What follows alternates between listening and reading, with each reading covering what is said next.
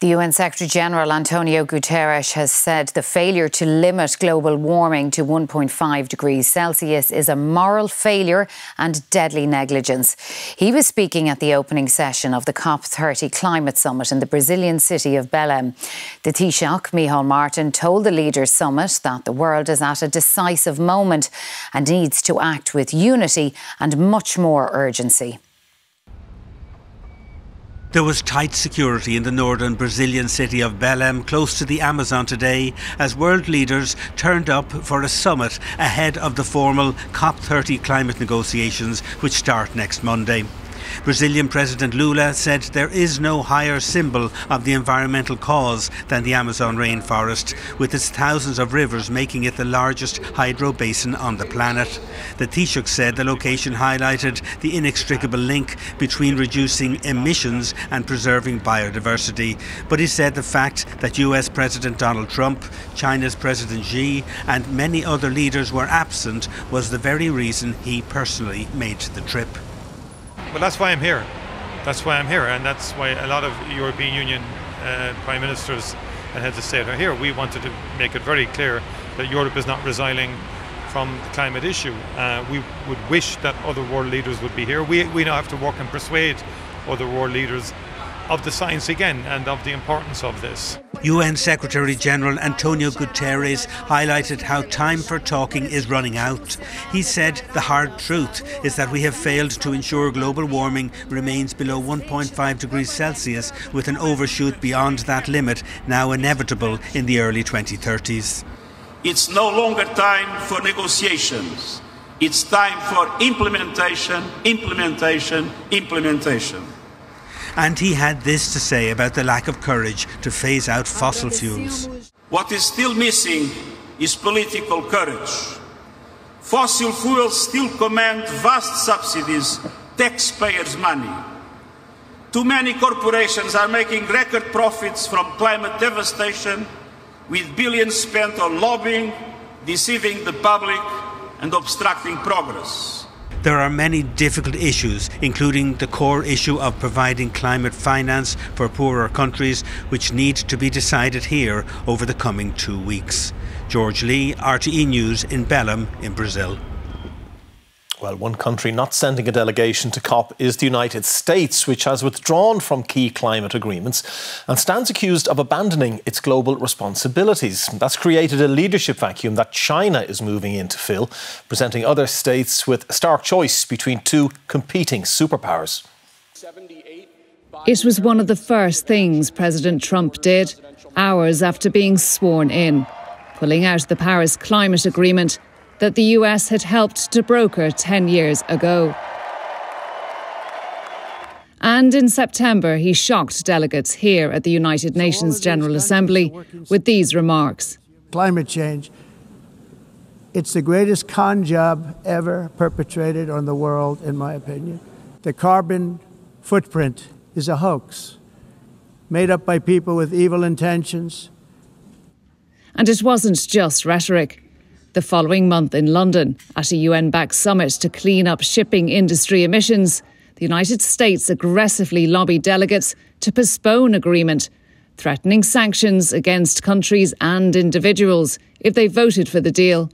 That was not the norm of the regular IMO meeting. It's not the way that we normally conduct our business. Now, as COP30 gets underway, the United States is not sending an official delegation. It would be better if they could be on board, but if the US cannot, we will have to keep working with the rest of us who are very concerned with the speed of the impacts of climate change on our societies. As one superpower steps back, another is stepping up. China is set to lead now on climate, helping to set the tone and possibly the terms of future talks. The Chinese leader Xi Jinping made a surprise appearance at UN Climate Week in September, announcing new emissions cuts and clean energy expansion, a sector China already dominates. China is definitely stepping into the space and vacuum that's been left by the US, and this is why it's sad to see from the perspective of the US that international discussions about the future shape of the global energy system and the acceleration towards renewable energy deployment is something that's going to be happening at COP30, and the US won't be there. China and the US are still the world's biggest polluters. But now, as these powerful nations take very different paths on climate, could other countries be forced to choose? Yvonne Moriarty, News at the United Nations in New York. Well, our environment editor George Lee joins us now from Belém in Brazil. And George, quite the carbon footprint for all the leaders to get there. But leaving that aside, what are the challenges facing delegates at this latest COP? Oh, there's endless challenges, Ray, is the truth, but the most important thing is to set the political tone, particularly given the year that we have just witnessed with the change in the administration in the United States and its impact. Now, that already was beginning to be felt a year ago in Baku in Azerbaijan, when the Argentinian delegation were called home after President Trump was elected, because the Argentinian Prime Minister also agreed with him that climate change wasn't something that he felt very strongly about, or he did. In fact, he felt that it was a bit of a hoax as well. So it's very important, I think, that the tone is set by the leaders who are here. I think some of the leaders are disappointed that there aren't more of them. There's a couple of representatives and people who will make national statements.